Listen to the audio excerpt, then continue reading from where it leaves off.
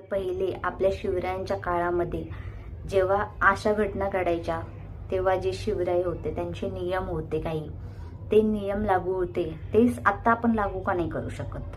जर आपण त्यांना एवढं मानतो, आपण महाराष्ट्र त्यांचा महाराष्ट्र आहे, आमच्या राजांचा महाराष्ट्र आहे, तर आपण ते नियम आत्ता का नाही लागू करू शकत? जशी आपण जे कृत्य आपण बघू शकतो तसेच आपण शिक्षा पण एखाद्या व्यक्तीला देऊ शकतो आणि त्या घटना बघण्यात आपल्याला कोणत्याही प्रकारचं मला वाटत नाही दुःख होईल की एखाद्या व्यक्तीला तशी शिक्षा होते. जर एखादी चांगली व्यक्ती अशा क्रूरपणे मारली जाऊ शकते तर त्याला शिक्षा त्याच्यापेक्षा दुप्पट आणि दुर्दैवी दिली पाहिजे की पुढच्या ज्या अशा घटना होणार आहेत त्यांना असं विचारायला पाहिजे आपण ह्या ठिकाणी आपण असणार आहे.